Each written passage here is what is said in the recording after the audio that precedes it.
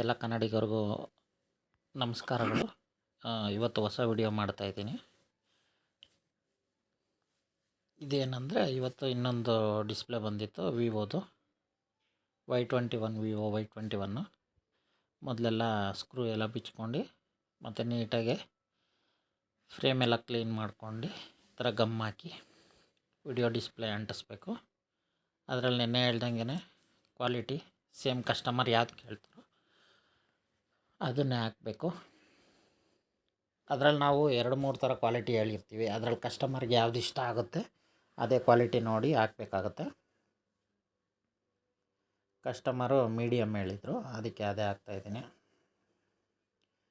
Vivo Y21 ನೋಡಿ, ಈ ಥರ ಫ್ರೇಮ್ಗೆ ನೀಟಾಗಿ ಗಮ್ ಹಾಕ್ಕೊಂಡು ಫಸ್ಟ್ ಫ್ರೇಮ್ ಎಲ್ಲ ಕ್ಲೀನ್ ಮಾಡ್ಕೊಂಡು ನೀಟಾಗಿ ಗಮ್ ಹಾಕ್ಕೊಳ್ಬೇಕು. ಆಮೇಲೆ ಡಿಸ್ಪ್ಲೇ ಎಲ್ಲ ಒಂದು ಸಲ ಚೆಕ್ ಮಾಡಿ ನೀಟಾಗಿ ಫಿಟ್ ಮಾಡಬೇಕು.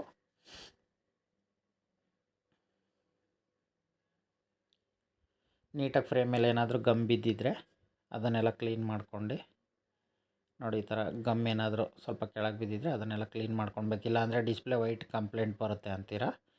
ಆ ಥರ ವೈಟ್ ಕಾಣಿಸ್ತತೆ. ಆ ಥರ ಫ್ರೇಮ್ ಎಲ್ಲ ಕ್ಲೀನ್ ಮಾಡ್ಕೊಂಡು ಡಿಸ್ಪ್ಲೇನ ಕ್ಲೀನಾಗಿ ಫಿಟ್ಟಿಂಗ್ ಮಾಡ್ಕೊಳ್ಬೇಕು. ಈಗ ಒಂದೊಂದು ಡಿಸ್ಪ್ಲೇಯಲ್ಲಿ ವೈಟ್ ಕಾಣಿಸ್ತತೆ, ಅದು ಫ್ರೇಮಲ್ಲಿ ಏನಾದರೂ ಗಮ್ ಇತ್ತು ಅಂದರೆ ಆ ಥರ ಆಗುತ್ತೆ.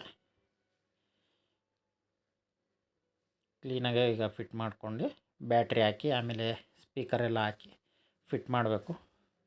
ನಿಮಗೇನೇ ಡೌಟ್ ಇದ್ರೂ ನನಗೆ ಒಂದು ಸಲ ಮೆನ್ಷನ್ ಮಾಡಿ. ಯಾವುದಾದ್ರೂ ಕಂಪ್ನಿ ಬಗ್ಗೆ ಕೇಳಬೇಕು, ಯಾವುದಾದ್ರೂ ಬ್ರ್ಯಾಂಡ್ ಬಗ್ಗೆ ಕೇಳಬೇಕು ಅಂದರೆ ಒಂದು ಸಲ ನನಗೆ ಕಾಂಟ್ಯಾಕ್ಟ್ ಮಾಡಿ. ಇದೇ ಥರ ಒಳ್ಳೊಳ್ಳೆ ವಿಡಿಯೋ ಹಾಕ್ತಾಯಿರ್ತೀನಿ, ಒಳ್ಳೆ ಕಂಪ್ನಿ ಬಗ್ಗೆ ಹೇಳ್ತಾ ಇರ್ತೀನಿ.